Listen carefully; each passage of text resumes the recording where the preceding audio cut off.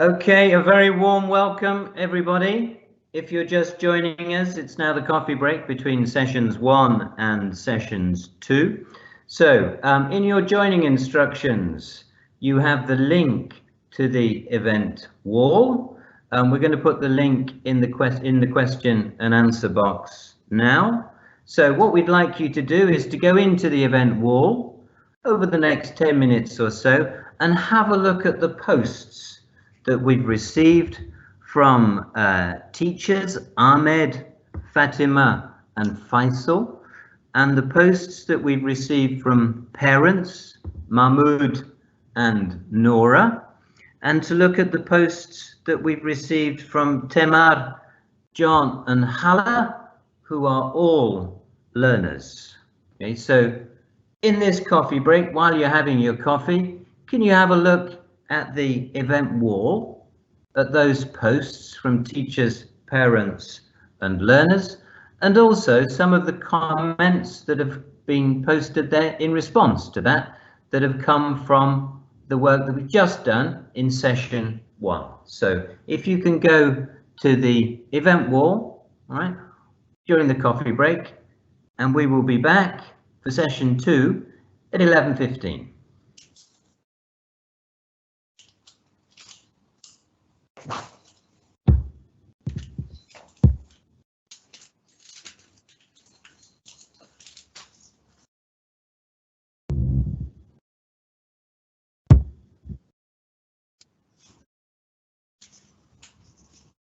And while you're looking at the event wall, don't be shy.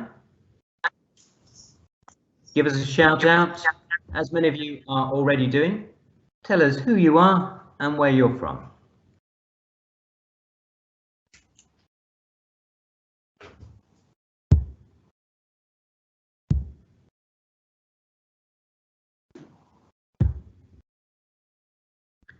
Colleagues joining us from Libya, from Yemen, from Iraq.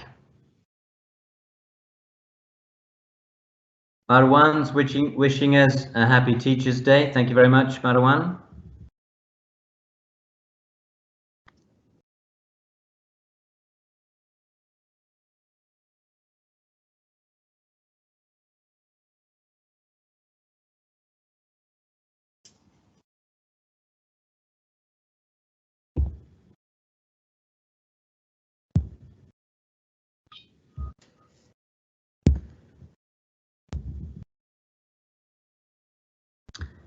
If you're just joining us, this is the coffee break.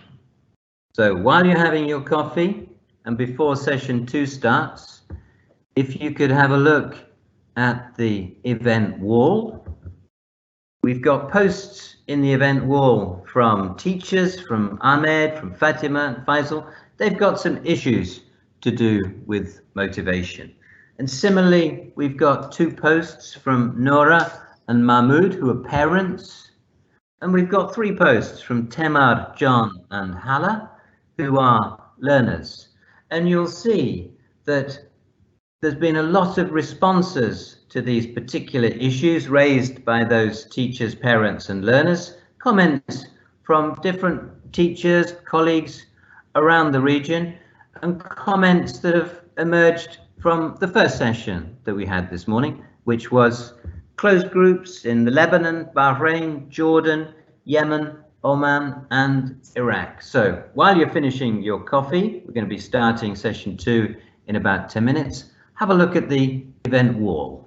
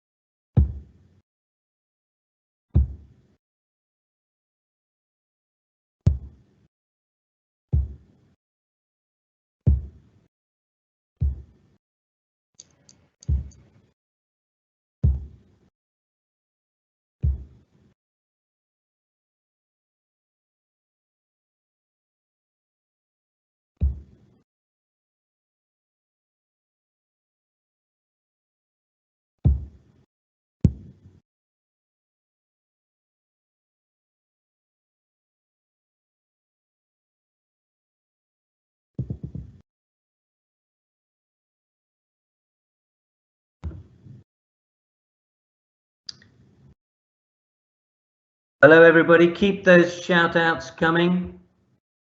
Colleagues joining us from across the region, Libya, Iraq, Egypt, Oman. A lot of colleagues from Libya, always good to see.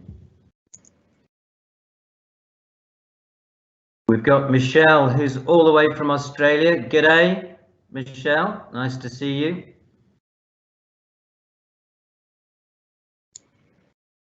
Maybe one day Australia will be part of the Middle East and North Africa region. Who knows? Who knows what the future has in store for us? Yep, happy Teachers' Day, everybody.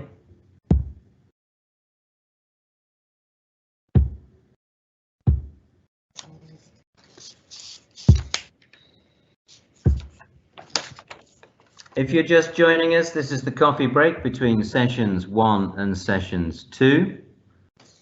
So please take the time while you're finishing off your tea and biscuits to go to the event wall.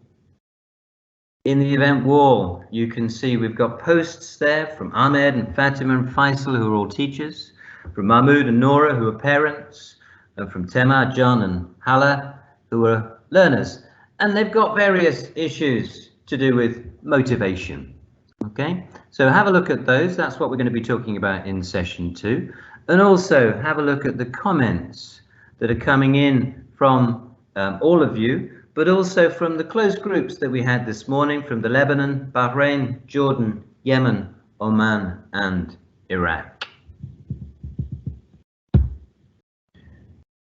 Session 2 will start in about 5 minutes.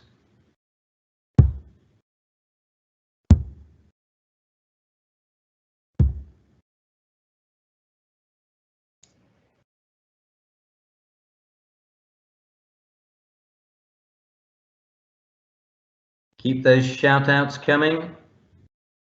Tell us who you are and where you are from. And please use the question and answer box as much as you can so that we get your comments, your thoughts, and know a little bit about you.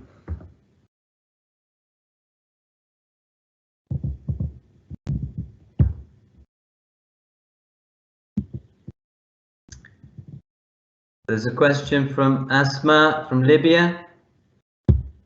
What was the first session about? Very good question. So the first session, that was closed groups of teachers, parents and learners from the Lebanon, Bahrain, Jordan, Yemen, Oman and Iraq, who looked at the posts that we received, and they discussed and provided some advice and feedback to the individuals, the teachers, the parents and the learners that posted their particular problems with motivation.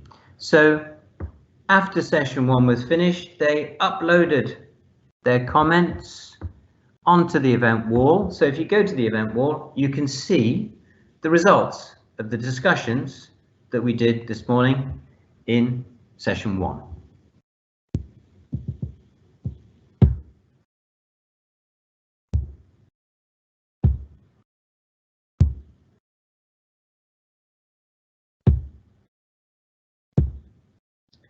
So we're going to be starting in about 5 minutes, starting session 2.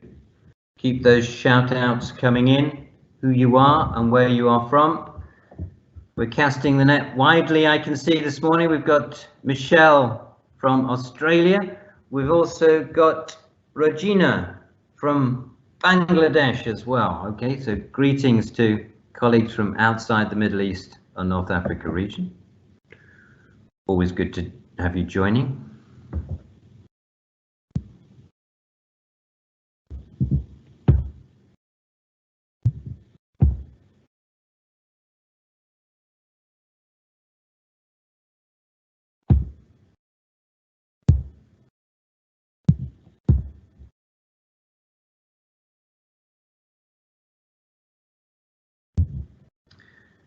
There's a question from Asma that's come in, and it's a very good question. Today's session 2 and session 3, they're being recorded, of course, and they'll be available on our website after the conference, after the event finishes. And we'll also, and I'll talk a little bit about this at the end as well, we'll also be bringing together all of the comments on the event wall and all of the comments in the question and answer box, and we'll be producing a kind of a motivation pack, if you like, for teachers essentially, that's got all of the advice, all of the thoughts, all of the comments around how we can generate and sustain motivation amongst teachers, parents and learners in the teaching, learning and assessment of English, which is our business, of course.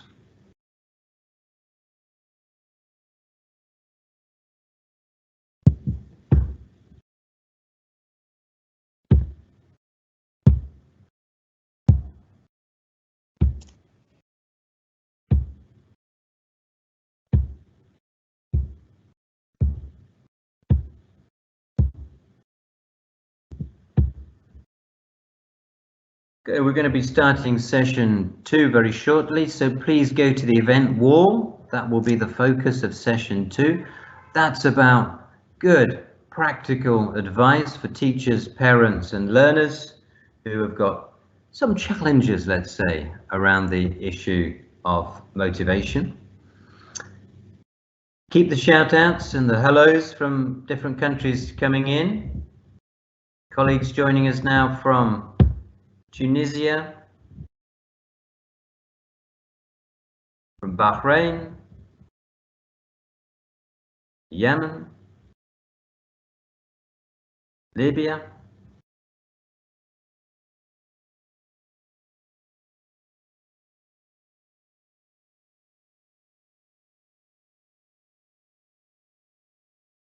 I don't remember asking Hala about the weather, but she's got a very good comment in there, and it's something, being based in Cairo also, that I share. It's autumn here and the weather is wonderful. It's true. Not fall, okay. Fall is another word for autumn. Oh no, it's a good word. You know, fall or autumn. Yeah. Okay, questions coming in. When will the session start? In a couple of minutes, we'll be starting session 2. We're just finishing off the coffee break now, and if you're just joining us, please go to the event wall. The link is in your joining instructions. It's also in the question and answer box.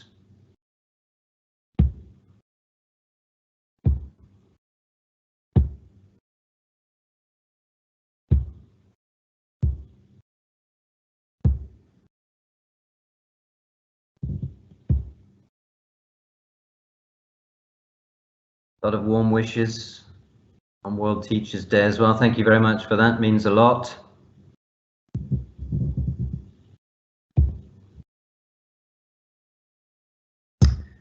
Question, where will we be heard?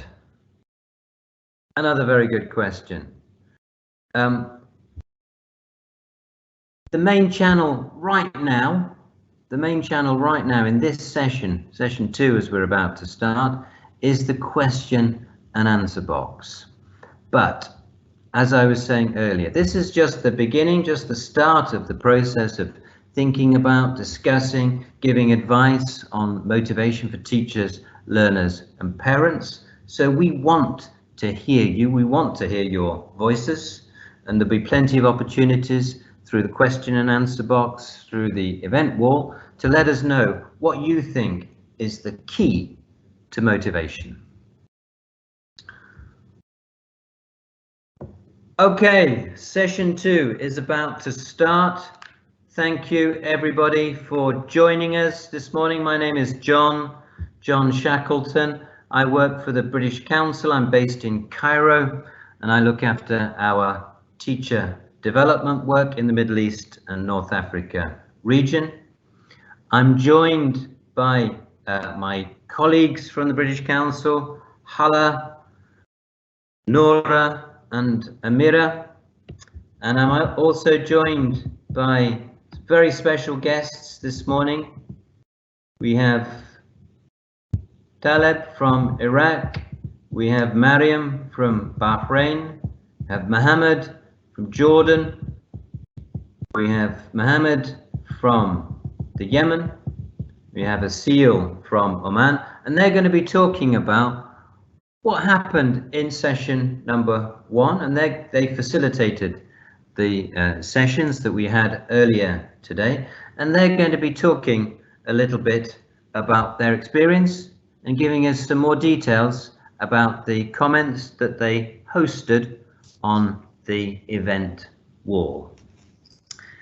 Okay, can we have the slide deck back up, please, Amira?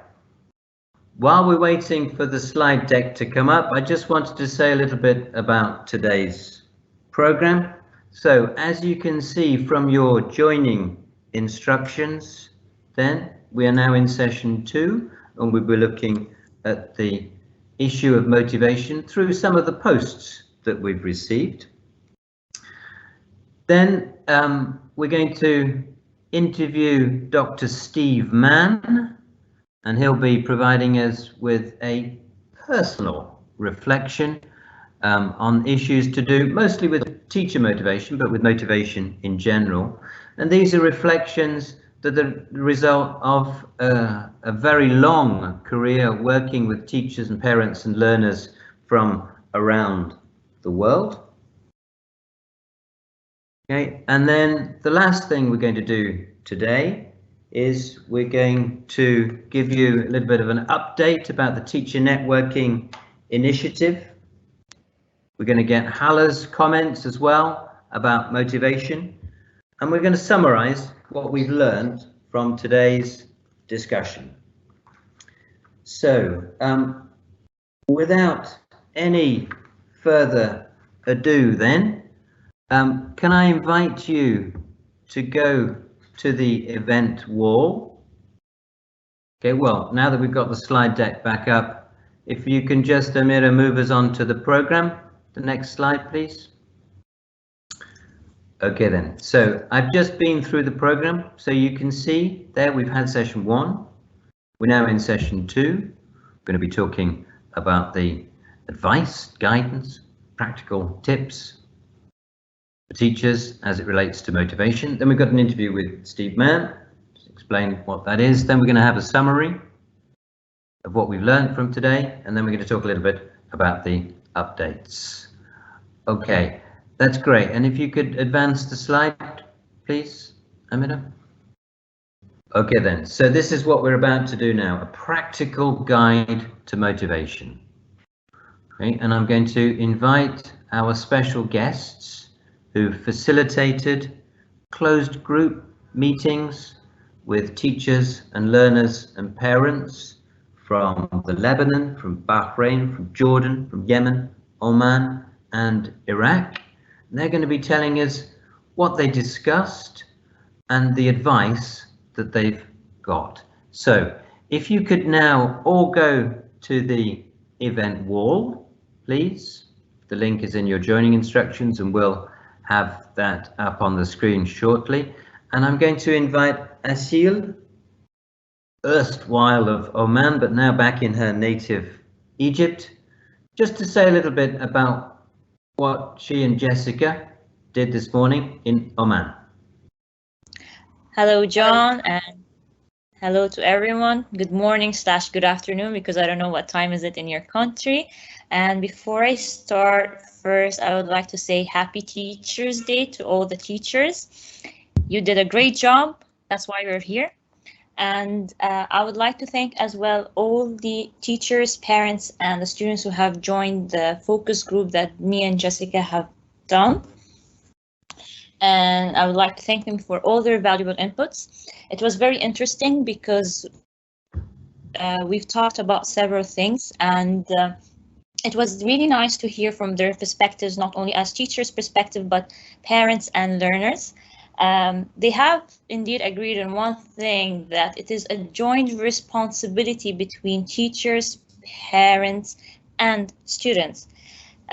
Discussing the posts that I have done with them, I will start with the teacher's post about Fatima, post number 2, about how she's not getting paid enough and it's a lot of work and everything. And basically all the teachers agree that during the pandemic and the online learning, it was very frustrating. The post sounds very frightening, and like the teacher is panic and she's calling out for help. I talked to Dr. Moza, who's a teacher trainer, and she gave her advice that basically what she noticed that during the online trainings that they have conducted, that some teachers were pushed to talk. They don't want to exactly mention what do they exactly need. So it was very difficult to know what to address. And basically she was encouraging the teacher or advising Fatima to try to join the any teacher training program in her country so that it will help her to know exactly what they need, because teacher trainers, they actually address their needs. And she would want to advise her to always ask for help to develop herself, because the idea that what she's doing is not for the others, it's for her as a teacher. So what you're doing at the end, it will be paid off. You will be able to feel comfort and you can sleep lightly and have really lovely, sweet dreams. And you did what you had to do for your students. And always remember that, because as teachers, we always feel like maybe I should have done more, maybe I'm not doing enough. But her advice was very useful, when she said that you did what you had to do, because we adapted, we did a lot of things. We also had really very inspiring and very useful comments from Hagar, who's also a teacher. And she said that because of under stress and a lot of work that's happened, we cannot blame her for how she feels. And all her informations or her advices were very useful for the teachers. Like she really needs to sit down with herself and remember why she started to teach in the first place. Basically to go back and try to find her passion again as a teacher. Why are we teaching? What is our goal? To set our own goal, to sit with ourselves and put our own personal good goals, basically, of what I want to do as a teacher and what I need to do to be a good teacher. And it is a very good to remind yourself of all of that. She also mentioned that to remember that sometimes we get lost in the moment, that we actually forget that we're educating a full generation, and the efforts that we put is actually going to help or make sure that we end up getting good doctors, engineers, good individuals in the society. And it is, as an advice, it's nice to sometimes to take a small break during our teaching and start working on things like ethics, morals, or teach them something out of the box just to grasp their attention again. Yes. Asil, thank you so much indeed for that. And in a second, I'm going to invite our other guests to make some comments around the way that Fatima is feeling. Fantastic advice there from Oman. And maybe just one thing in particular that we will come back to, and it'd be great if the audience can tell us a little bit what their thoughts are. You talked about examining the reasons for joining the profession in the first place.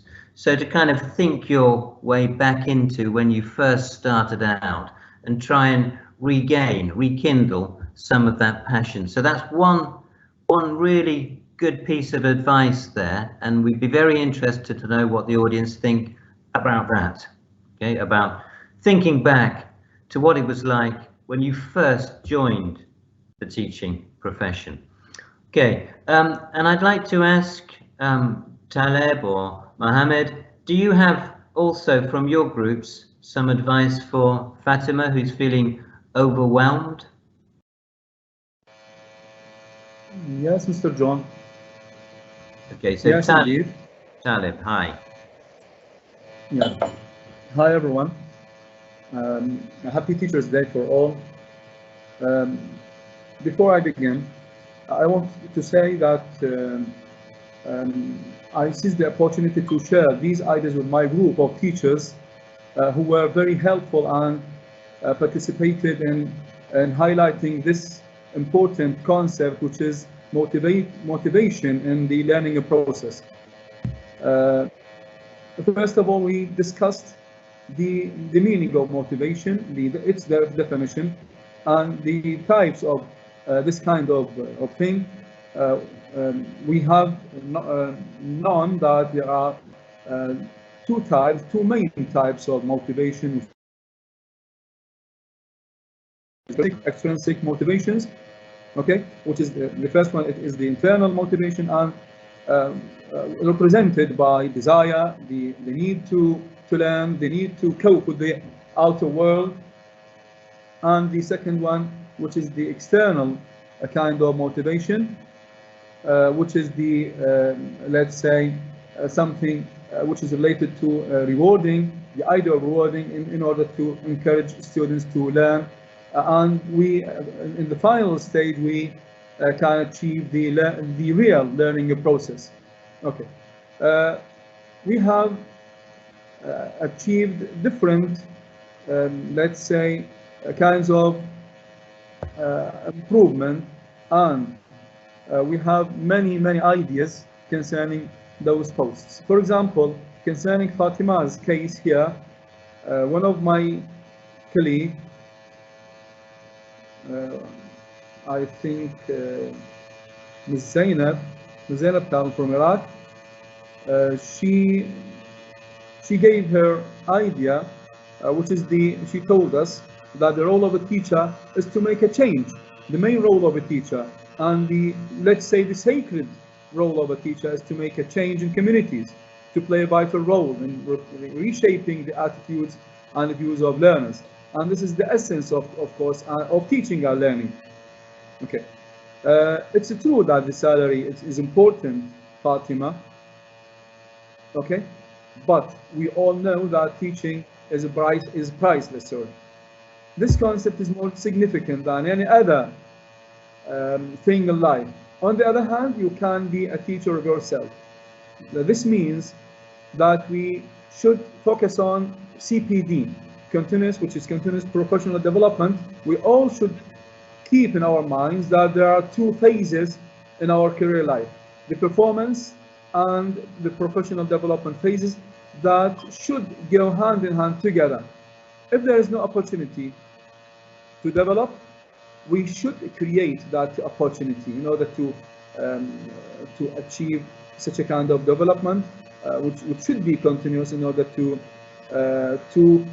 let's say, to contribute to the motivation of our students. Because one of the let's say pillars of motivation is that when our students see that our teachers, or that their teachers are well qualified to teach them. So it's important as a kind of motivation to improve ourselves, to develop continuously, to create the opportunity by being disciplined on training ourselves as teachers, utilizing any available resource, of course. Jared, thank you so much indeed. You've covered some really fundamental points there, and again, this is what we would like our audience to focus on then. You talked about definitions, about intrinsic and extrinsic motivation, and how that affects individuals. So that's a question that we'd like to throw out. You know, what are your feelings about external and internal motivation? Which do you think are in a sense bigger motivational factors than the others? Which counts more? You talked a little bit as well about change, and I think this is tremendously important in terms of understanding what motivates us. And it comes back to this idea, I think, of why did we join the teaching profession in the first place? Yeah, if we imagine what our contribution is going to be to that change in perhaps the education system, change in the lives of the learners that we're responsible for. And I think the other question in there that's really important, that again we'd like you to think about in terms of your answers, is to do with continuous professional development, that we have a kind of responsibility to ourselves and to our learners to continually develop our skills and understanding. I'd like now to invite perhaps Mariam to tell us a little bit about what she discovered in talking to teachers, learners and parents in Bahrain in relation to Fatima's challenges around motivation.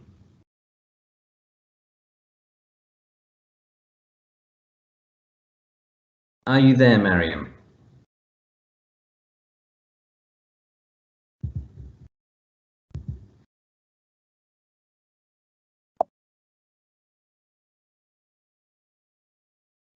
Okay, John, can I talk instead of Mariam because she's maybe experiencing some difficulties with connection?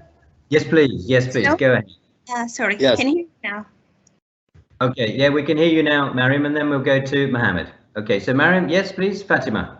Yes. Hello, everybody. Happy Teachers Day. We have reached to 4 elements, actually. The first thing that really motivates teachers is the outcome. Seeing each student as a challenge, knowing how to feed their needs and celebrating achievements. This is the most important thing for them. Another thing is the joy of sharing knowledge. Everybody looks to teachers as experts. So they always have to look critical, intelligent, confident, knowledge diggers. This will motivate teachers to learn more, to practice more, and to reflect more, and to try more things on mainly. The third element is, of course, the support of parents, school, fellow teachers. And the fourth element is looking at it as part of their personal development. You know, as a teacher, you have you have open opportunities every day to learn. So it will help you to develop, to grow, to flourish as a teacher and as a person. These are the main 4 things we talked about. Thank you. Excellent. Thank you very much indeed, Mariam. And maybe one thing, again, we'll throw out to the audience now, the last thing about personal development versus professional development.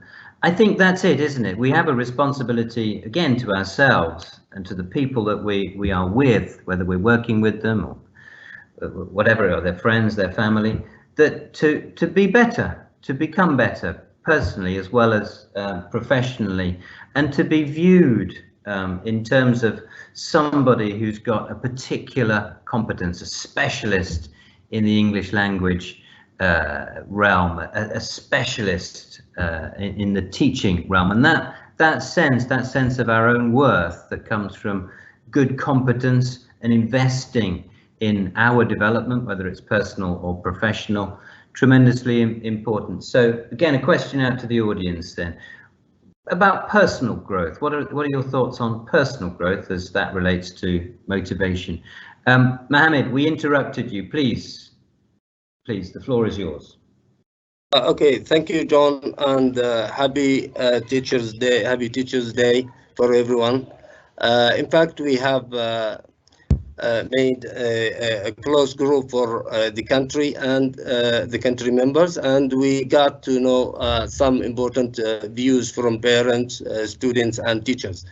In fact, for parents, we got to know that the problem is that parents understand their role in a different way. Maybe they have a misconception here.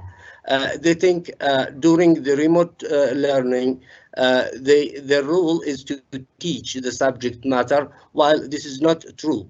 And we provided some advice for the parents in this regard.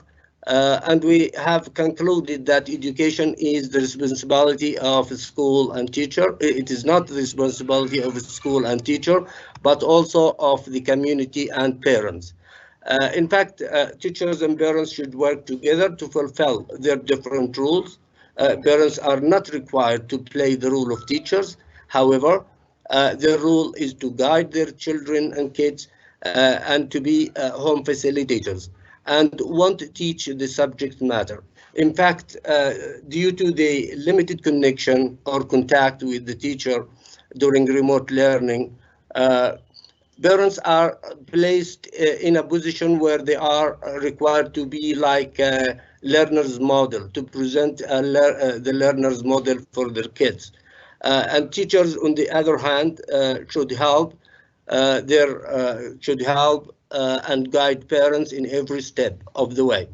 And parents should be responsible for interacting with the teachers and should regularly check the child's work plan and make sure that their kids sticks to their schedule plans and prepare a conducive learning study base for the kid and give appropriate praise, encouragement, and reward to heighten their children's motivation to learn. This is what we got, and I think we got to an important point regarding the misconception that parents have about remote learning and their rules. So this is what we got. Thank you so much.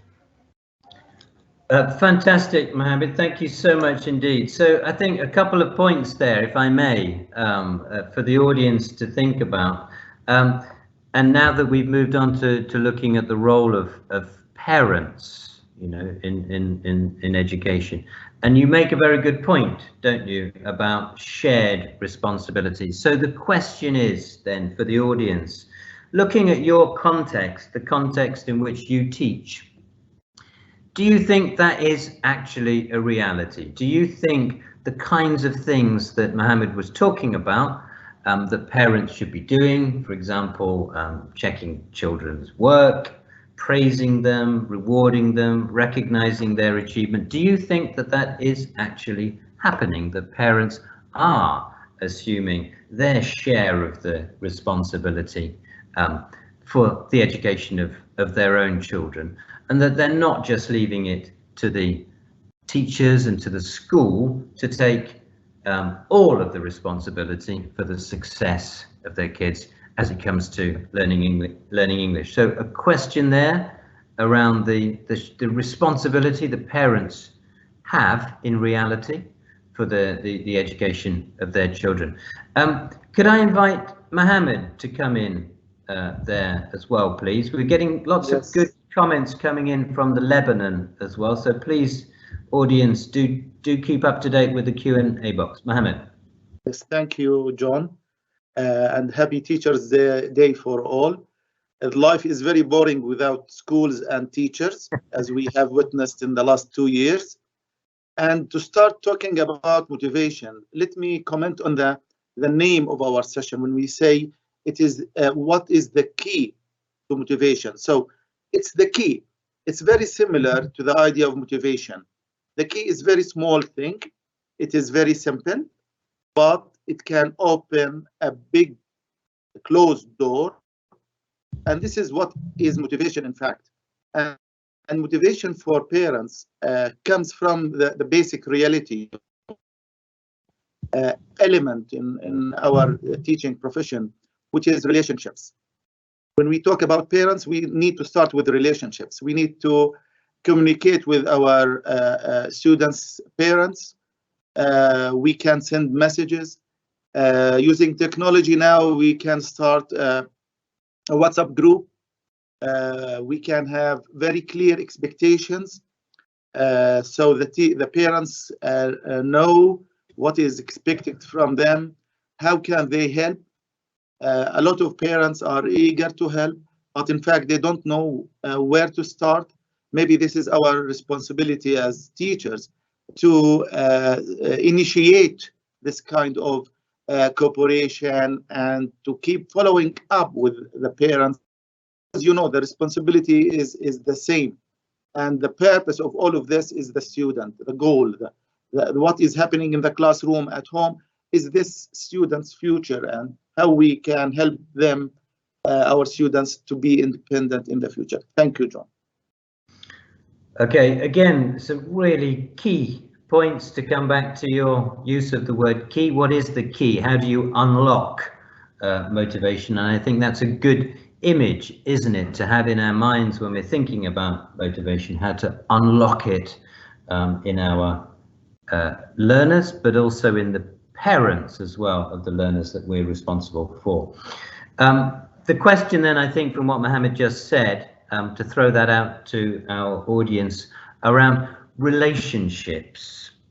And Mohammed is suggesting that to some extent then it's our responsibility as teachers and perhaps you know, using technology, and perhaps also despite the constraints of the boring time when we couldn't get back into the classroom, to use the power of that technology to reach out to parents and to help agree some clear expectations about roles and responsibilities, and where, if you like, the teacher's job finishes and the parent's job starts, and vice versa. And that's the question then.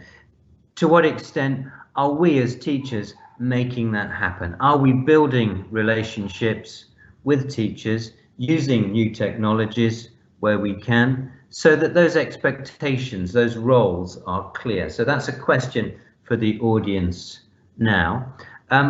Perhaps if we can pause a little bit and just review, it's very difficult to review because there are so many comments coming in, but just as a reminder of the things that we've looked at so far, we talked about intrinsic and extrinsic motivation. So a question, and we've had some answers to that. Which is the bigger driver? Is it, for example, something extrinsic like money, or is it something intrinsic or inner, something like a sense of vocation, a sense of loving English or loving the process of education itself? So that's a question.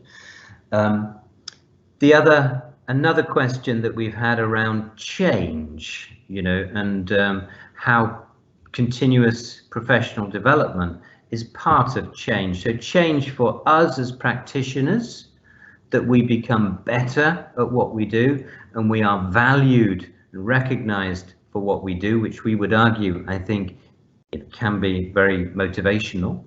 And change also in terms of the learning outcomes of our learners, that one motivating factor, we would argue, for teachers joining the profession, at least in the first place, is that ability to influence the way that children develop and how they're able to make sense of the world and how they're able to acquire the kinds of skills that we think are important to make sense of the world and to have a successful life.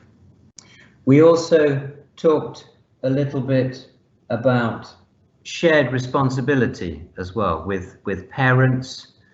Is it our responsibility as teachers to help promote that sense of responsibility? I'll stop there. Lots of questions for you, lots of things to think about, so please keep those comments coming in. Before we look at learners in particular, is there anybody amongst our guests who want to talk a little bit more about teachers and parent motivation? Anything that you'd like to mention that came out of the closed groups this morning? Yes, I would love to, John. Okay, Mariam. Well, there are two things that caught my attention. The first thing that I asked the parents, how would you help in motivating your children? And there were two comments that really caught my attention, and that is building routines, especially at a young age, when they learn that they have to finish this, they have to-do list, they have deadlines. Whenever they finish, like checking the to-do list, they feel really motivated. This is one thing. Another thing is nurturing the sense of curiosity. How can we as parents help our children feel always curious? They want to learn, they want to discover.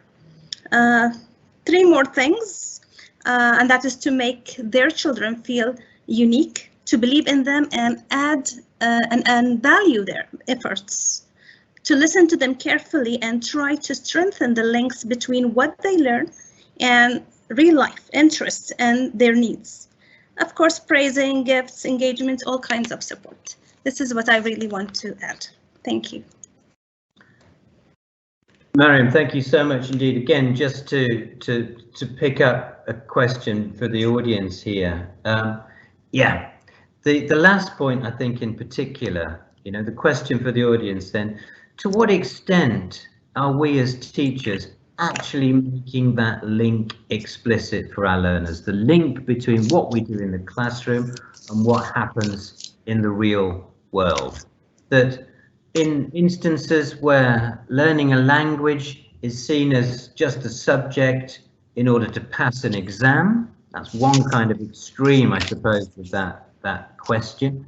And the other end of that question is where that we're giving them the skills, and we're giving them the skills in a particular way that will make them completely, absolutely relevant and useful for what they do now outside of class and what they will do in the future outside of class. So that's a key question for the audience. To what extent are we as teachers making what Mariam described as that link between the classroom and the world as real and as valuable as possible?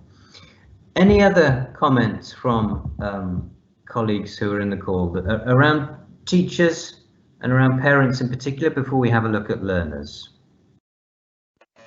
Yes, Mr. John, can I? Salim. Can I? Yes, please. Yes. Yeah.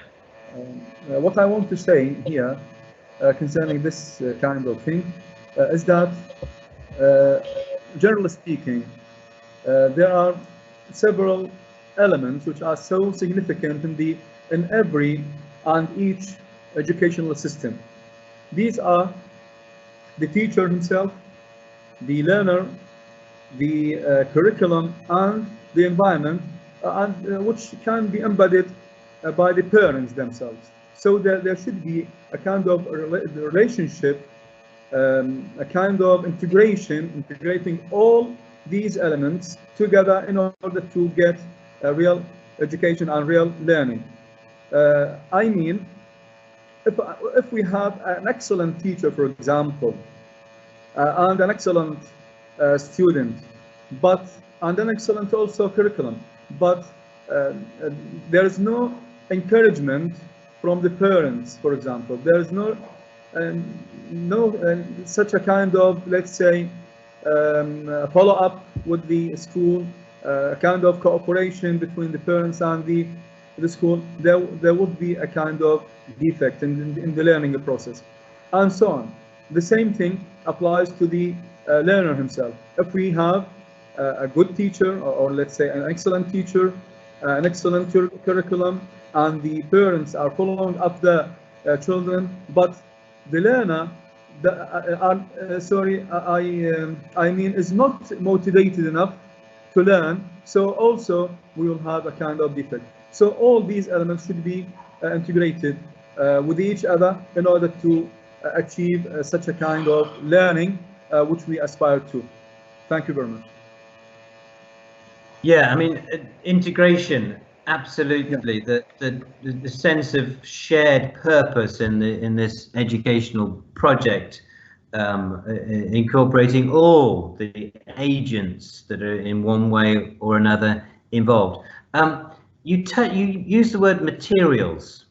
This is another important point. It's not about teachers, it's not about parents, and it's not about learners, but it is fundamental, I think, to what happens in relation to motivation at school. You talked about materials. So there are other parts, if you like, of the learning process, the physical environment in which kids are learning, the materials that they have access to, the kind of resources that teachers might use in order to make learning fun and engaging and purposeful. So a question for the audience, you know, when we're talking about motivation, how relevant are these other factors? Does it matter so much if the textbook, as Fatima was saying, is 40 years old?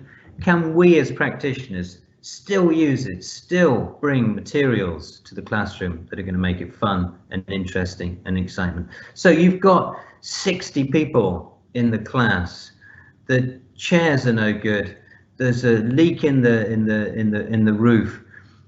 All of these other things that can be very demotivating, are they as important as some of the relationships, for example, that Mohammed was talking about between teachers and parents? Are they as important as the kind of intrinsic motivation that teachers might have? So another question for you, those external things, if you like, external to internal motivation, how relevant are those in determining overall motivation? Any other comments from anybody else in the group before we have a look at the learners? Maybe we're coming to the, we've not got that long left. So I would like to move now to the learners and to have a quick think about them. Amira, can you scroll down so that we can see the posts relating to what Temar, John and Hala said? There's so many comments coming in, they've disappeared there. There we go. Okay then. So could everybody in the audience just have a look at those posts? You know, we talk about teachers, we talk about parents. We need also to talk about learner motivation. So just spend a second looking at those comments there, please.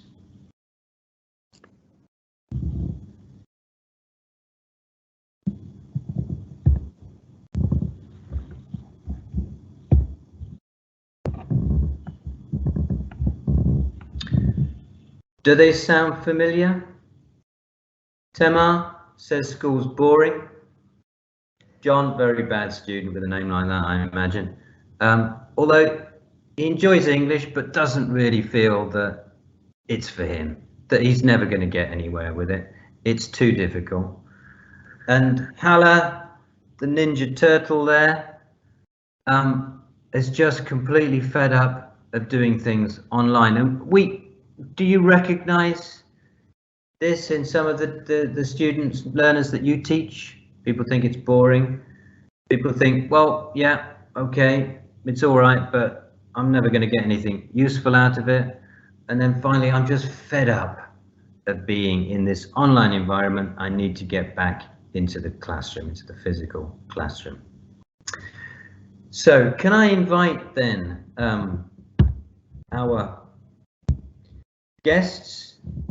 Who would like to, Asil, would you like to comment on that? What did your group say? What do you think about learners? Yes, I would love to. One of the students that were in my group, Aisha, she said that she actually agrees what Temar said because she feels the same way. She said because we go to the school, we follow the same routine, even the online classes, it's the same routine every day, especially if you look at the governmental schools, there are no activities, nothing fun, nothing engaging, so they feel like compared to the primary schools, they have more activities and more fun to do. So for them, she's in a grade 11. So she said like it's like a certain routine that we started to follow, that they have a curriculum to finish. So they're falling into the same pattern, which makes them zone out of the online classes or their classes because there's nothing engaging. And the teachers, because they're focusing on finishing the curriculum before the exams, there's no time for activities or anything. So what she said that it's nice for students is to try to change their mind about school, try to think positive about school, try to make friends who think that school is a good thing and it's not just a boring thing that they would think, and to change the way of your studying, not just to sit in one place and study in the same area. Try to change your techniques of studying. She said also the online made it even more difficult because to make friends because they're not seeing each other, they don't know each other, and they're changing the classes. So it was very difficult for them to make any new friends compared when you actually physically in a classroom. Okay, thank you so much for that. And that contrasts, doesn't it, with what Mariam was saying about parents and Mohammed was saying about the importance of routine. So I think what your comments go to show in a way is that we constantly need to be asking our learners, asking them explicitly, but finding out implicitly what it is that is going to bring about that change in them, if that's required, where they think positively about school. So, you know, the issue of routine, is that good or bad? You know, does it help? Is it counterproductive? Does it work for some learners, works less well for other learners? And I think that word of variety, you know, we talk about variety, don't we, in relation to satisfying different learning styles, etc. So what role does variety have in terms of motivating learners? The point you make about completing the program, passing an exam, that comes back to Mariam's point, doesn't it? About the focus is on teaching kids, giving them the skills rather than completing a program and passing an exam, although those things of course are important, but they're not, can never be the exclusive focus. And I think maybe the question then to be for the audience to think about, I think, is something to do with autonomy. We haven't mentioned that so much, but I think there's probably a lot of evidence that suggests that autonomy in learning, so whether it's teacher learning or learning English in a classroom, can be motivating, about freedom, about choices to decide what you're going to do, how you're going to approach the task of learning as a learner. So a balance there, perhaps, between kind of discipline and routine and checking the work and providing within the classroom the opportunities for variety and also for autonomy, the ability for learners to choose. Any other comments from any colleagues, presenters here today? Yes, John. Yes, please. Thank you, John.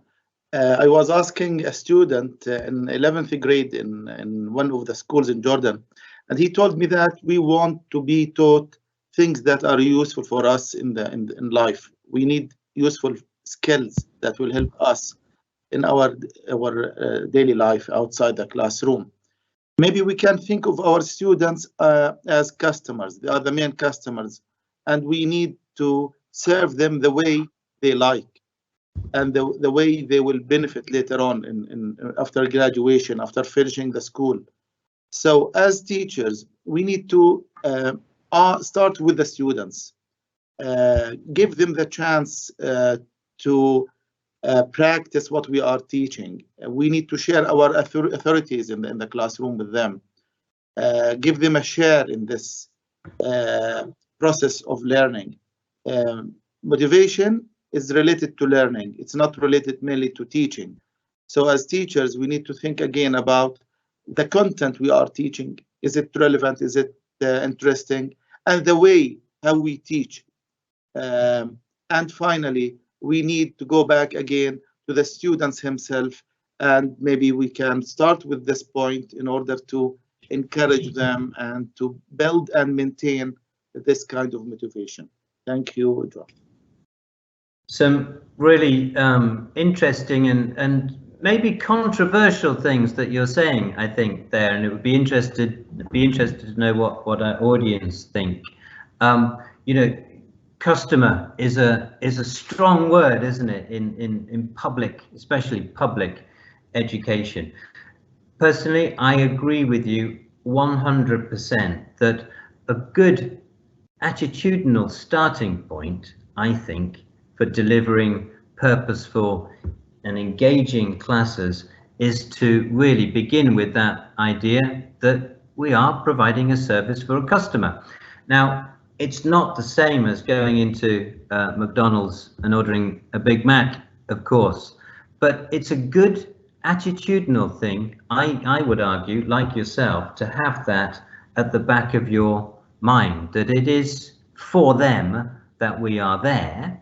And as you say, you know, that motivation depends on learners, you know, it also depends on teachers, but essentially, and we as teachers can do things to encourage learner motivation, but essentially, we would argue that if anybody is going to learn something, then the motivation to do that has to come from them. We can encourage it, can sustain it, we can talk about it, but ultimately, we would argue, I think, it is up to them. It's down to their levels of motivation. Before we ask Hala for some of her ideas around teachers and parents and learner motivation, Any other comments around learner motivation from our guests today? Yes, allow me to share some of my findings with when I talked to Zainab, Zahra, and Fatima. They all emphasize that the most important thing is the quality of the relationship between the teacher and the student. They feel motivated if they feel they are important, they are understood. They know the teacher knows their abilities, their needs, the way they are treated. Also, you talked about variety, John. They said it's okay to have variety and have fun, but some.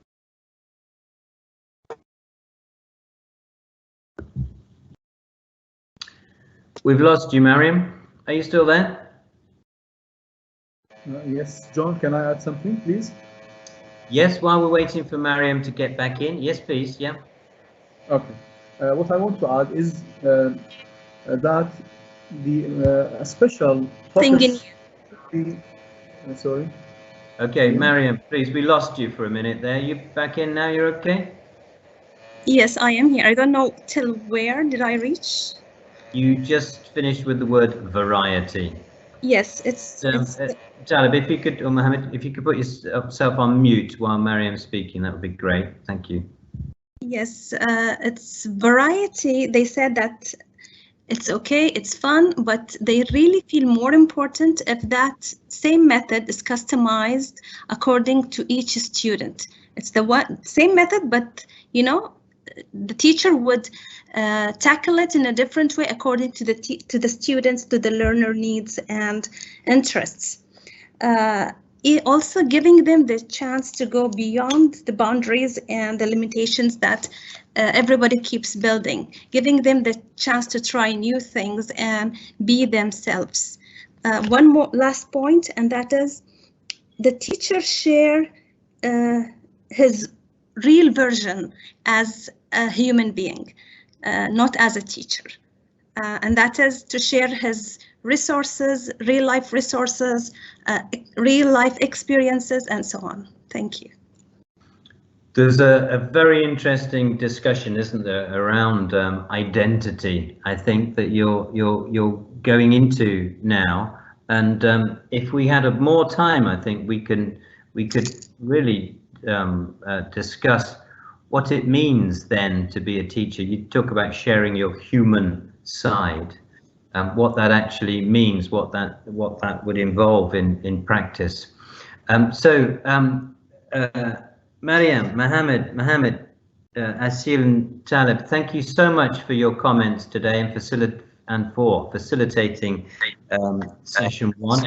And also thank you to Ines from the Lebanon, who is out there, somewhere, and who's contributing her results from the session that she organized through the question and answer box.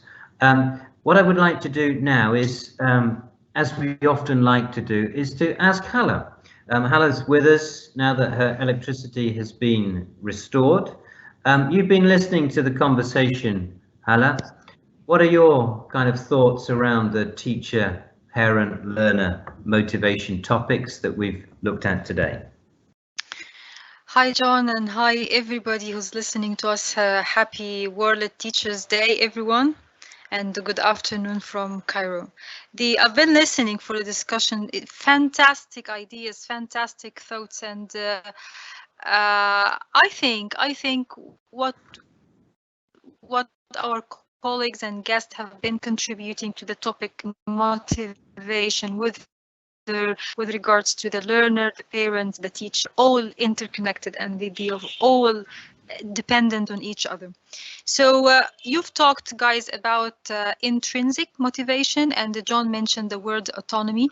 But again, how would we trigger autonomy? How would we create and generate intrinsic motivation? It's still connected to the teacher's role and the parent's role as well. So the student is not going to be internally motivated overnight, naturally, automatically. There are things that are natural and in it, but also the teacher and the parent still play a role in that. So one of my tips today is to help the learners set goals for themselves. I think it's a useful thing even for adults, not only for learners, and even for teachers as individuals, even for parents and the caregivers. So if you've got goals set for you, you have this sense of achievement, and if you keep checking the goals you're reaching, you have then this sense of progress. So help learners, parents, teachers set goals for themselves alongside with a mechanism or a tool to check progress. Call them the progress checkpoints, call them the milestones, call them what you like, just to generate this sense of achievement and progress. And don't forget that whatever goals, whatever milestones you set for yourselves or for the learners, these should be realistic and achievable. Also remember things around the task itself. Mohammed Najjar from Jordan mentioned something really important and interesting. He said that learners in Jordan want to learn something that they can use outside the classroom walls, something in their life, something for life skills. So we talked about personalization, we talked about relevance. So make sure that these two key principles are referenced and reflected in the tasks you design for the learners. And this is not only a call for learners, for the teachers, but it's also a call for the curriculum developers. So are the tasks suitable? Are the tasks accomplishable? Do the tasks speak to the students' real life? Can they transfer the skills they learn from the class to beyond that, to the real life? Actually, what I'm saying here is something that help the learners visualize their future selves. Okay, so after I learn this, so after I graduate, so after I finish this course, so after I move from this level to the next level, what I'm going to do in the future, what kind of person I'm going to be in the future. So if you help them visualize and realize their future lives, here when you trigger their internal or intrinsic motivation. Before I move on, John, I can keep talking. Do you want to comment on any of what I said? I wanted actually, thank you. Yeah, no, what you visualizing your future self. I think I do have some things to say around that actually, but I don't want to interrupt your flow. So if there are other, I've been talking a lot. So if there are other, comments and tips before we bring Steve in for his interview, then please go for it. And I'll just say a couple of things at the end once you've finished, if that's okay. That are relevant to what you said. Yep. Right. So what I said now, this part is a little bit abstract, and it's a bit about the big ideas and the overall concept of motivation. But what do we do on the day-to-day business, on the day-to-day teaching? There are things that I'd like to remind you guys with. Do you give the students enough information and time to read and absorb the information and the knowledge you communicate with them? And when you put them in a discussion, ask yourself this question: is the discussion a meaningful one? Is this a meaningful and informative space to discuss ideas?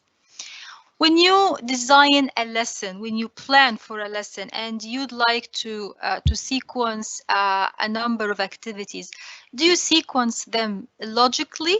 Do you put your activities in a logical order.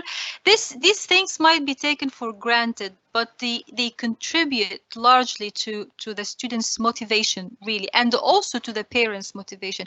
If a parent is trying to help a student at home, and if the activities just flow smoothly and logically, the parent will be able to follow up, and the parent will be in a better position to support the learners.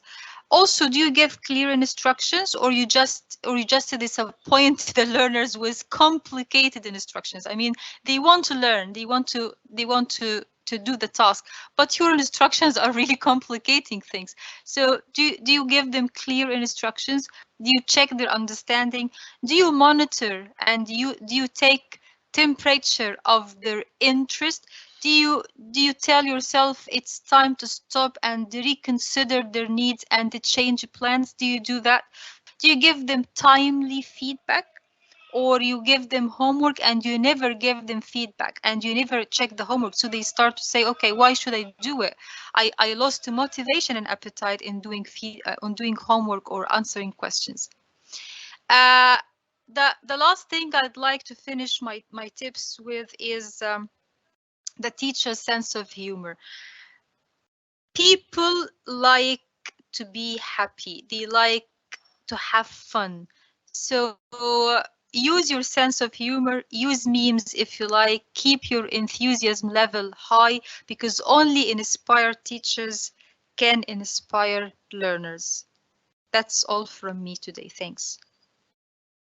Hala, thank you so much. It's always a great pleasure hearing from you, and the merits of asking Hala always demonstrated there. Thank you so much. Just before we move on to the interview with Steve then, we've covered an enormous amount of ground today, and there are some very practical things that are in there, because many of you are asking questions like, well, okay, but how do we do that?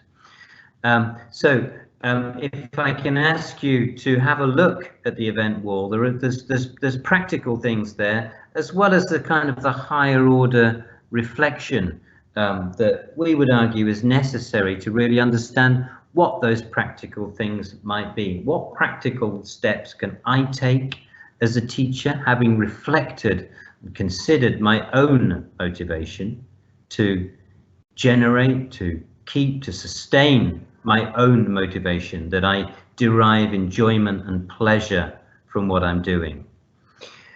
There are some practical things for teachers to say to parents as well, and we've looked at those in some detail.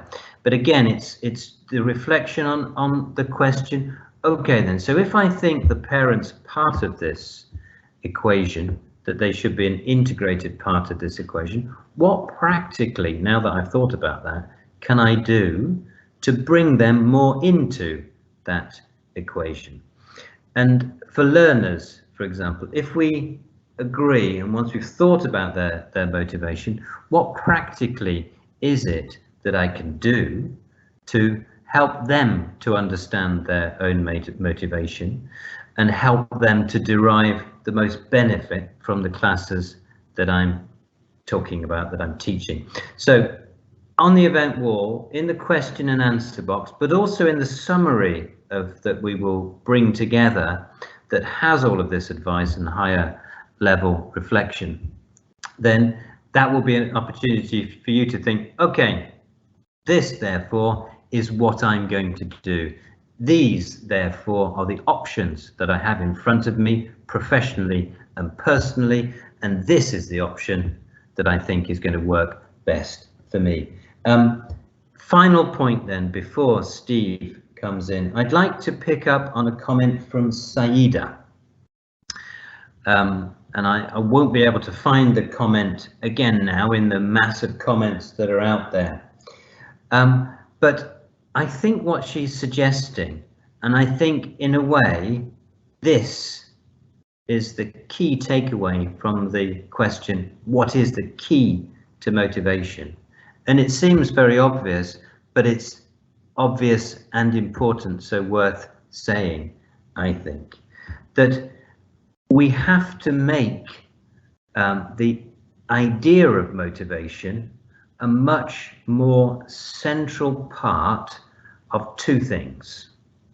A much more central part of what we do in the classroom and how we think about the classroom, so that it isn't, the classroom is not simply a place where transactional things happen that are supposed to help learners learn English, that we have thought about their motivation. We have deliberately made choices around activities and materials, for example, that we believe will encourage their motivation.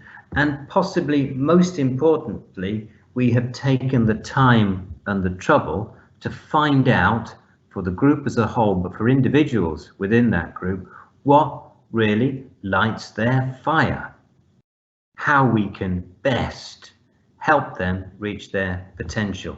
So that's making motivation a key component of our thinking and our practice when it comes to teaching learners.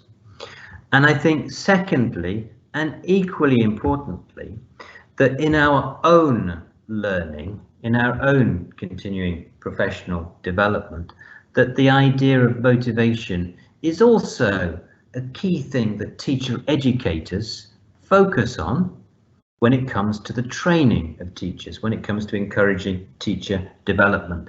That we just don't assume that because the teachers in the training room in front of us are there, they are therefore motivated. That we think long and hard and develop the kinds of activities that go alongside that reflection that really put motivation at the heart of what it is that we do in terms of teacher education.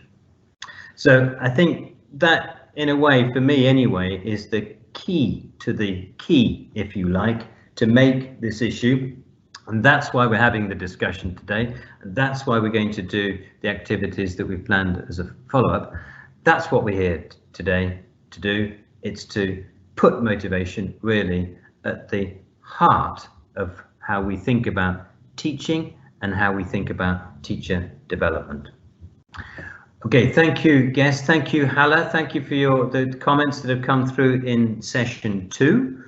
We're now going to get a perspective from outside the region, a personal perspective. We've invited Dr. Steve Mann from the University of Warwick, who knows this region very well indeed. He's carried out quite a lot of research, and the results of the research, there's a link there in the joining instructions to the report that he's just published.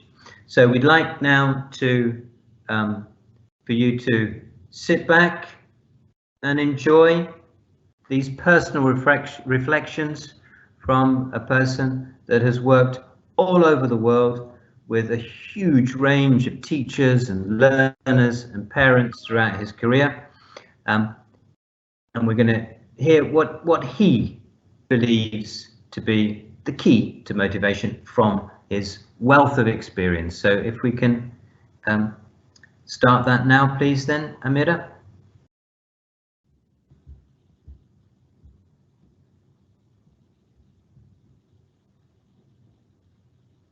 Steve, thank you very much indeed for joining us today. How are you? I'm pretty good. We've had a few days of sunshine here, which is always nice in September, so feeling pretty good, and lots of things to look forward to. Excellent, that's good to know. So we've been talking about motivation this morning, about teacher, learner, parent motivation. Very interesting discussions we've had so far. So we wanted to pick your brains a little bit, if that's okay. So for you personally, then, what gets you out of bed in the morning? Well, I guess one of the downsides of getting older is you can't sleep as well as you used to. So I'm not that fond of lying around in bed. But in work terms, I think what gets me out of bed is my students.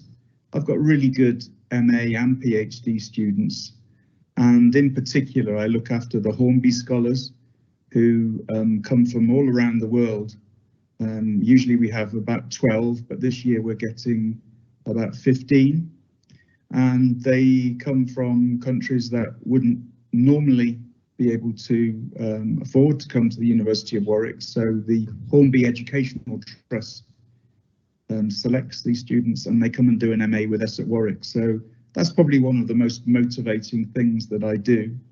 We've had them at the University of Warwick for the last 7 years. Okay. Sometimes, yeah, just to add, you know, sometimes I feel like there's something I can contribute to and keeps me motivated. At the moment, I've been thinking a lot about video and the effect that can have on teacher training methodology and classroom interaction, and how teachers can become more conscious and aware of decisions and choices in the classroom. And I think it's motivating me to work with teachers, looking at their classrooms and looking at the changes and choices that they can make, and that's really positive, I think. Okay then, so the learners, and maybe the diversity of learners that you've got at Warwick, the content of teacher development programs, and how that can help you in a very personal way make a contribution to the lives of teachers. Do you think that's the same for everybody? I was thinking about reward the other day and how that relates to motivation. For most people, what do you think it is? Do you think it's money? Do you think it's recognition? Or do you think it's something a little bit more altruistic, like giving back, you know, like you were saying about making a contribution? Yeah, that's an interesting question. I think it's probably all of those things. I mean, motivational researchers tend to divide things into intrinsic rewards and extrinsic rewards. In other words, if it's intrinsic, you enjoy the job for its own sake, and if it's extrinsic, or there's some instrumental reward, you're doing it for your status or money. And I think ideally a teacher has one of those things at least. It's good to have both, you know, that you have you enjoy the job for its own reasons and you get rewarded for it. But I think it's interesting to work with teachers to try and find ways to make sure that both of those things, and I think both you and I, John, we're interested in trying to find ways to work with teachers, create events and opportunities, initiatives that bring teachers together so that they can share and innovate and develop. And I think CPD is really key for teachers to keep that sense of intrinsic motivation. And I think that teaching can be a relatively lonely job. I mean, it's not lonely in the sense that you're often in a room with learners, but you can be quite isolated. And I think a bit of recognition from head teacher or head of department can be really, really powerful. And I think if any of you are in influencing positions and you look after teachers, you already know, but we sometimes forget to give people a pat on the back, share good examples of their practice to the wider community and say, hey, look at this I found out from, you know, from John or Abdul. Look what he's doing in the classroom, isn't it good? Maybe we can do that. And I think being part of a community where people are recognizing some of the good stuff you're doing is so important. And you know, thinking about some of those things you've said in relation to maybe teachers that you've you know, that you've worked with during your long and illustrious career, do you think those teachers that you would kind of categorize as being particularly motivated have got both of those intrinsic and extrinsic motivation strands, and that, you know, like you were saying about it being quite a lonely profession, do you think they've got ways of dealing with that loneliness, you know, and you know, keeping motivated by you know, remembering that they're part of a community, you know, they've got other teachers, colleagues around them, that kind of thing? What are some of the other ingredients of motivated teachers that you've met? Yeah, I mean, I think generally speaking, teachers that are motivated have personality and an infectious enthusiasm. In other words, if teachers aren't optimistic and enjoying it themselves, the students certainly won't. So when you go into a classroom, you get a sense pretty quickly of whether the teacher is enjoying what they're doing, and maybe sometimes pretending to enjoy it, you know, maybe for a few minutes until you get into it, because nobody necessarily feels like walking into a classroom or a training room, but you've got to get yourself motivated and get into top gear before you walk in that room, because if the students see that you're not really into it, you're not really there with them, then they certainly won't be. Some people have got that naturally, others have to work on it, but I think, you know, traits like care and warmth, being organised, being committed, and also motivated teachers are less interested in themselves than in their students. So, and I think that always comes across is that they're looking primarily to try and help and develop learners, because motivation basically breeds motivation. So if you're motivated, then your learners will be. Getting back to the teachers, you said, you know, what sort of skills do they have? I think they need skills in communication. I think the big thing is listening, actually, just listening to what the students say, not going with it. It's not just all grammar, but if they say something, take an interest in what they're saying and the content of it. Yeah, collaboration we've already talked about. Motivated teachers, I think, are adaptable. But it's that interpersonal thing, the listening, the empathy, being patient. Another thing it's undervalued is the idea of autonomy, that teachers, I think, need some sort of autonomy. They need some ability to change what they do, even if it's small changes. Jane Willis used to call it tweaking, you know, making small changes. Those are what keep you motivated. Can I make it a little bit better? Can I find some way of making this activity work just a little bit better? I think that basic mindset is really important. I think I'd go along with all of that. I mean, when you think about it, teaching is quite an unusual thing to be involved in a way, because you know, we don't normally in the course of our lives, our social lives, get up in front of a load of other people and start talking to them and trying to help them and get them to do things, get them into pairs, all of that kind of thing. So I think this, what you were saying about, you know, how natural that feels for you, and how easy, if it isn't natural, how easy it is when something doesn't quite go right to become demotivated, I think, because it's, you know, it's an unusual situation to be in some ways. And I think the other thing that you were saying about it's about other people, I think that's so important, isn't it? That you know, when we think about situations, events that we've been part of, where the focus has been on other people and seeing other people get great benefit out of what we do, that is extremely motivating. And I think, you know, when you talk about listening, you know, that really is the key. It's the key, isn't it, to that part of life that motivates us, which is about helping other people. And I think that's very strong in other people. And I think also the other thing about when it comes naturally to you or not, and how infectious motivation can be and how motivation breeds motivation, I think that's absolutely right. And that when we say things like smile and the world smiles with you, you know, these are, you know, very simplistic ways of looking at things, but there is truth in that, you know, if it doesn't come naturally, if you don't feel particularly motivated, you know, there are so many times that I've been in the class where I've started off thinking, oh, you know, this isn't going very well, but little by little, you know, as learners get into it, that breeds motivation. That's for true. That's for sure.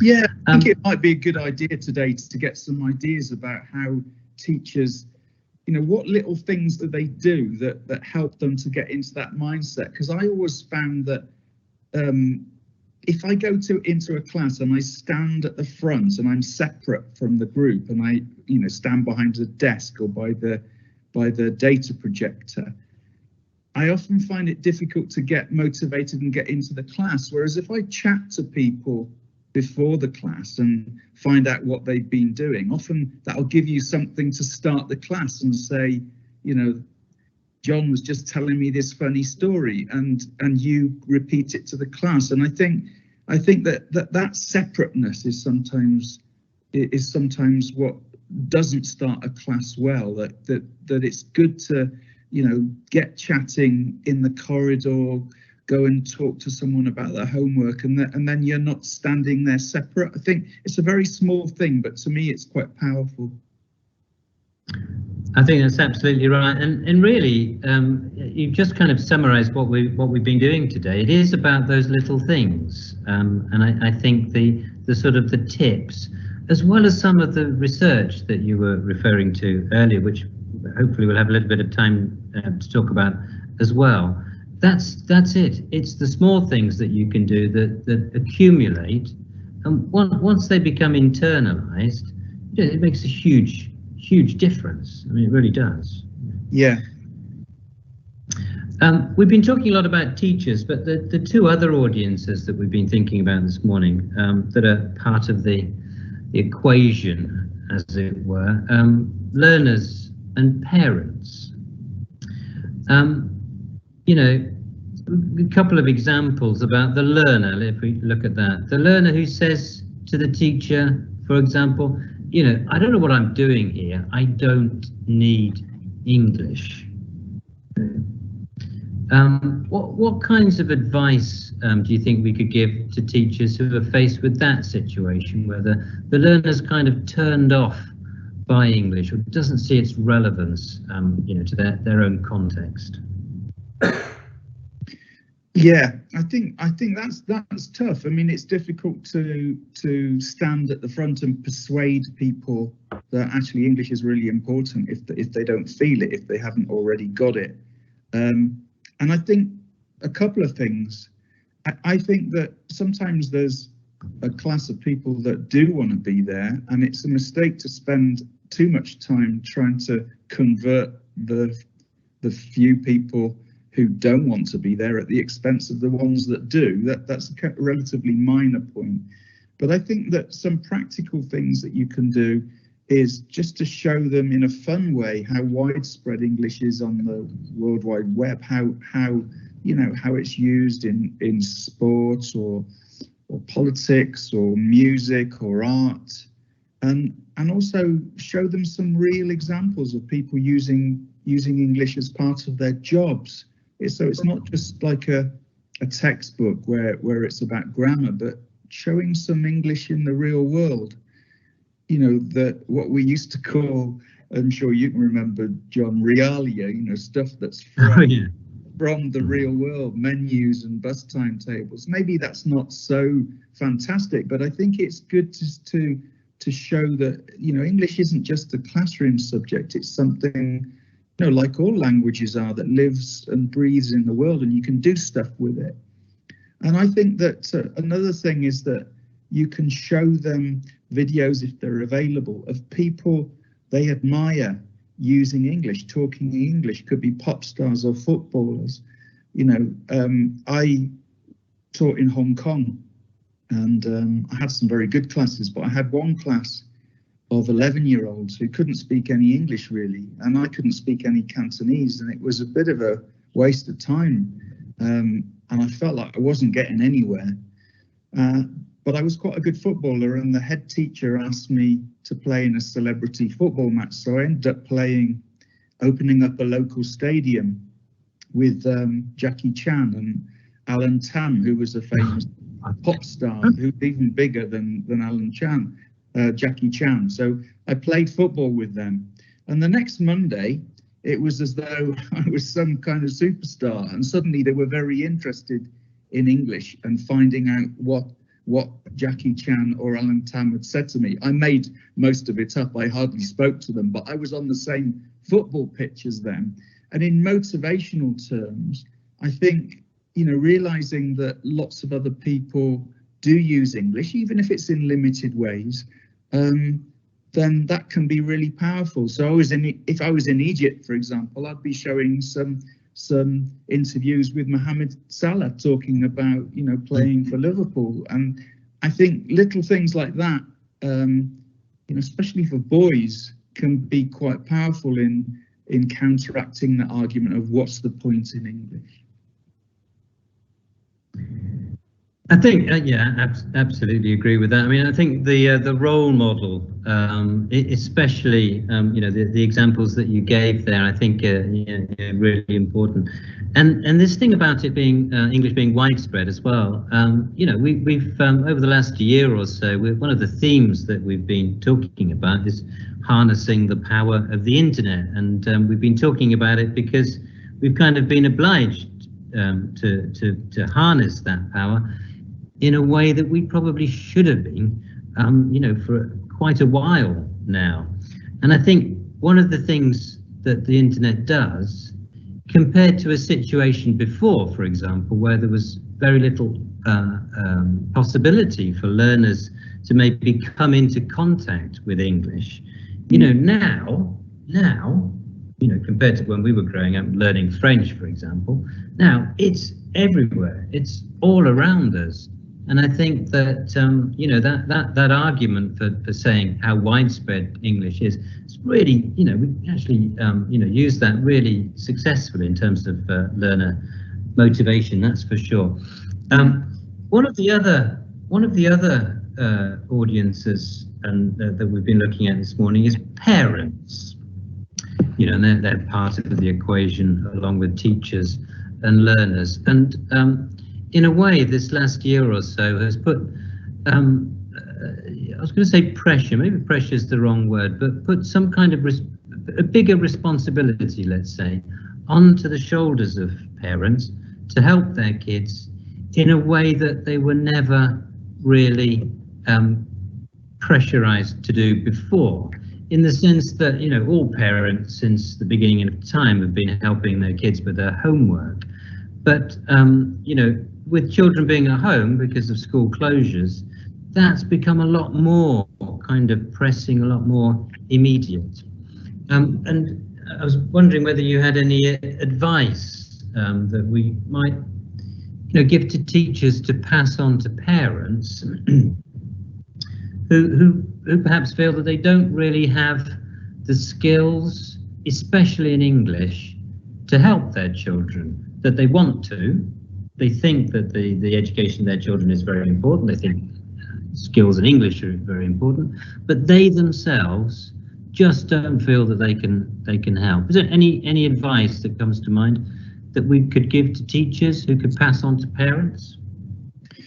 Yeah, there's a lot of things there that I think in what you've said. And the starting point for me is, I think when I did my homework as a child, I don't think my mum and dad were very interested in it at all. I just went to my room, to my desk, and did it. And it was just something that, you know, I'd come down for tea and they say, have you done your homework? And I'd say yes. I don't think they were particularly interested in what the homework was or whether I'd done it or not.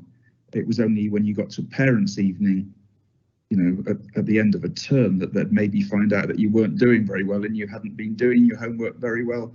And I think the great thing that's happened, and I hear what you're saying about pressure, but one of the great things about COVID and the pandemic is it has closed that triangle between the learners, the parents and the teachers, at least in some cases, so that the communication's better and there's some mutual interest and communication about what the learners are supposed to be doing. So I think that's something that now that we've got it, or where we have it, we want to try and keep it, because I think that learners will do better if both their parents and their teachers know what they're supposed to be doing and what might be helpful for learning English not just in homework, but are around out in the real world. And I think a lot of parents probably think, well, my English isn't very good, but let them teach you something. And I think kids, in my experience, love teaching their parents something. They love the fact that they're better at something than their parents. So it's not a disadvantage to not know very much English, because then they can teach you something. And all the time they're teaching you something, they're reinforcing their own language. But if you show interest in what they're doing, they'll feel more motivated about it. If you're interested in it, they'll be more interested in it. And I think families can have kind of events, maybe a meal once a week, which is English only. And, you know, you've got to ask, you know, pass the sauce, whose turn is it to clear up the dishes? Try and learn some phrases which at least once a week you're using around mealtime. It's worth a try. Try make the most of media and technology. Get them an English version of their favourite book. Watch a film together. Stop the film occasionally and compare notes if it's in English about what's just been said. What do you think is going to happen next? Try and do something like that in English. And even, you know, lots of kids obviously play games. They want to play games online and on their phones, and a lot of these games will have an English switch. You know, it could be doing the game in Arabic or English. Sometimes it's worth getting them to change it over so that they're playing that game in English, one that they may be familiar with in Arabic, but then they're having a go at doing it in English. And, you know, some of those games are ones that they might be talking to or exchanging with others, although that has some difficulties. So I'm not sure that I'd recommend that, but I would recommend, you know, making that switch from Arabic to English at least sometimes.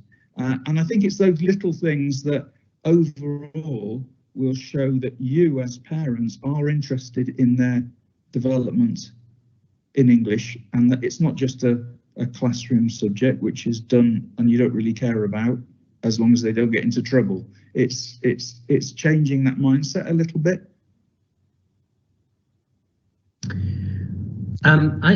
I think that's really good advice. You know, again, the little things that you can do, and some really good examples there. The idea of a weekly event in English, especially food, I think is a really good one.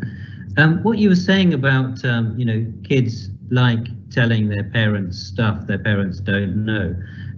That's true for English. I think it's also true, you know, for technology, isn't it? Yeah, and, yeah. That opportunity for you know, for parents to ask their child, you know, what are you doing at the moment online? How does that work exactly? I mean, I think that's a great motivator as well, isn't it? It's not just about, you know, I can teach you a bit of English, Dad, but you know, I can teach you how to use WhatsApp in a way that will blow your mind, kind of thing. You know, it's that also as well. I think that side of things is motivating. Okay, maybe if we can, then maybe just one last question, and we'll come back to teachers, if that's okay. I know that you've got a particular interest in beginner teachers who are just starting out on their journey as a teacher. And one of the questions that we've been asking is, you know, very simple one: why did you become a teacher in the first place? And I think that what's interesting, if you look back on that time when you made that decision compared to where you are now, what's changed, what's been influential? And I think what happens when you first start teaching, I think is really fundamental to understanding how you're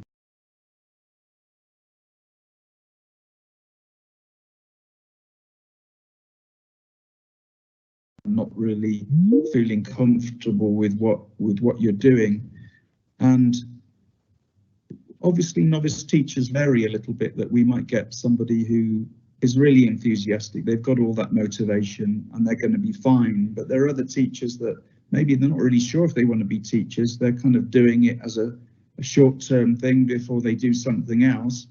And maybe there are some others that this is just a stepping stone. They don't really want to be a teacher at all. Now, that doesn't mean to say that they won't carry on being teachers, because as we know, there's quite a lot of burnout and quite a lot of teachers that leave the profession. But if teachers have support and they have people.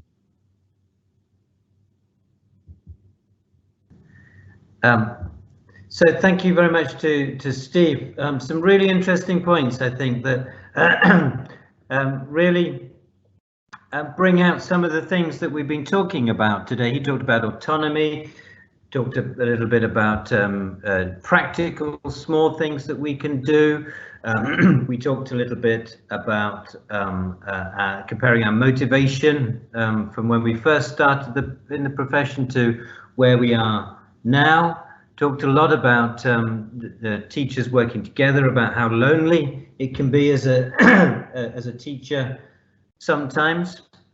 And I think there is so much in there, and there's so much that we've covered during today. If we can go back now to the slide deck, please, Amira, that would be great. And thanks for everybody for saying that you can hear me. That's always reassuring. Okay, Amira, are you with us?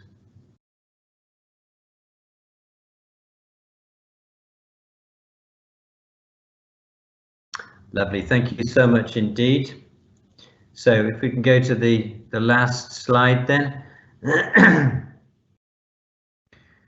So as many of you will know, regular customers, to use Mohammed's word, of the Teacher Networking Initiative, we run 3 things essentially, and all of those are explained in detail very colorfully on our website. So please visit our website for more details. We're going to put a link now to the website in the question and answer box. So our next event is going to be on the 28th of October at 4 p.m. Egypt time. It's our Ask Hala webinar, the latest in our series of Ask Hala webinars, and the subject, again, a very important one. We would argue fundamental to maintaining motivation, maintaining that freshness. It's about watching other teachers teach and how to get the most out of it. So observing and being observed, and we will ask Hala, as usual, for her guidance and advice and ideas around that, the subject of observation face-to-face, but also observation in a remote environment too. I want to say just one final thing on today's proceedings. I have, and I hope you have too, thoroughly enjoyed the conversation, discussion that we've had today. It's been absolutely excellent, and we've heard different perspectives from different countries, from the Lebanon, from Bahrain, from Jordan, Yemen, Oman, Iraq in particular, through the closed group sessions that we ran this morning, and also through the comments on the wall, the event wall, and through the comments in the question and answer box, which were absolutely spot on. So thank you so much for the contributions that you've made today. Our guests, I'd like to thank Ines, Mariam, Mohammed, Jessica and Asil and Taleb. I'd like to thank also Nora and Amira for joining us today as well, and of course to Hala for providing her insights on the topic of motivation. As I said, we will now be bringing together everything that you have said, that we have said, through the interviews, through the focus groups, through the comments, and we'll get those together into a pack that will be, in a sense, 2 things really: the small incremental practical things that we might do to make sure that we stay motivated, that our learners are motivated, and that that the parents of our learners are involved, and also the time and the space and the direction for the thinking around motivation. We've looked at lots of different topics like extrinsic and intrinsic motivation. We've looked at autonomy. We've looked at freedom. We've looked at self-determination. We've looked at identity. These are big issues and they're complicated topics that we need time to reflect upon so that we can understand our motivation and the motivation of others. So, final thank you to the audience for joining us today. I hope you found it useful. Please do keep your comments coming in through the event wall, and we will see you inshallah the next time on the 28th of October for the next in our Ask Hala webinar series. Thank you very much indeed. Enjoy the rest of the day. Thanks everybody on the team for joining. It's been great. See you next time. Thank you very much indeed.